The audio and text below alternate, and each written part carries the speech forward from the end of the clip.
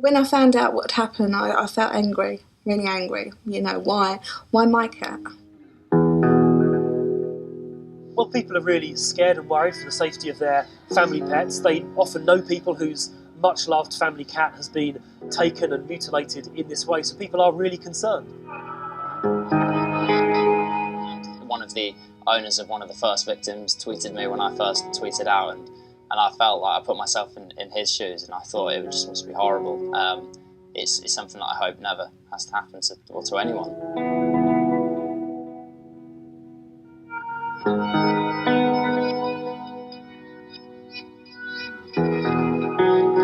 For more than 2 years in parts of South London, a number of pet cats are thought to have not just been killed, but deliberately mutilated in the process. Police have so far failed to catch the killer, who has caused heartache to the owners. Stacey is a cat lover who lives in the area. That's not her real name. She's asked us to keep her identity secret as she's working with others to try and catch those responsible. She's co-founded a charity to help investigate the killings.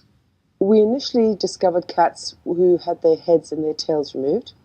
Subsequent to that, we've discovered cats with either heads removed or tails removed. We've also discovered cats with evisceration, where they've been split open and mutilated.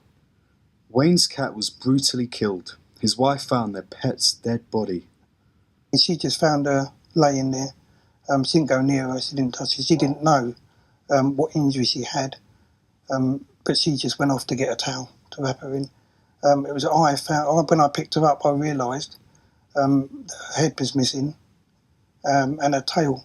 About 30 seconds after I picked her up, I was so shocked with her, her head not there. It wasn't till about, say, 30 seconds afterwards I realised that her tail wasn't there either. So then I knew it wasn't an accident.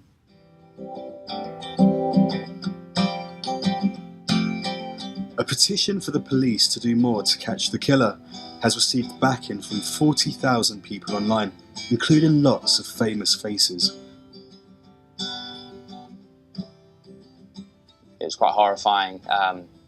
Pet is a member of the family as far as I'm concerned, and I think that it's bad enough losing a pet to accidental circumstances. To find that someone's actually doing this is horrible. Through post-mortems, we've discovered that he's luring them probably with fresh raw chicken. In the main, he's probably strangling them, and he's doing the mutilations either at point of death or just after.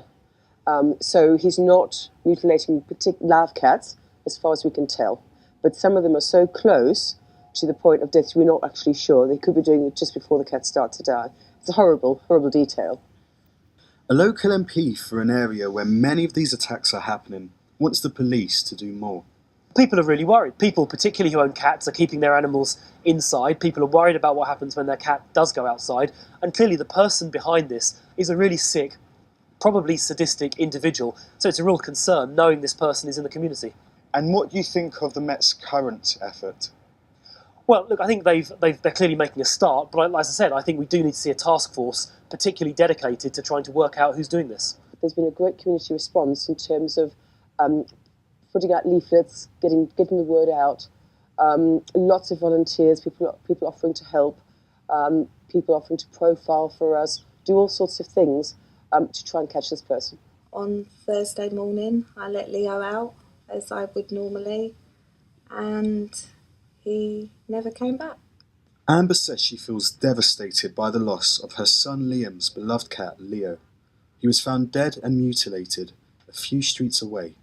He wasn't one to wander, so I can't understand why. And he wouldn't go up to people that he didn't know. So I can't understand how this person has managed to get him.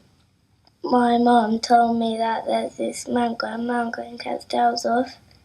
I got really, really angry. He was brought for my little boy for his birthday, and he loved that cat. We all did, and it was just why our little boy, because he's when you take in an animal, they become part of your family. It was the most importantest thing I've ever had, and I'm so happy that my dad and mum brought him gave him to me for my birthday. We're in a park where one of the mutilated cat bodies was found. Is this a typical place where these bodies are dumped? Yes and no. This cat from July 2014 was found here. He was mutilated. Amber, who was found in October 2015, was found in the woods near her home. In the main, though, most of the cats are found dumped near their homes in suburban areas rather than hidden away in woodlands. How do you know that it's one person who's responsible for all these killings? The vet who's conducted all the post-mortems believes it's one person. Alongside supporting the petition, James McVey has found another way of helping.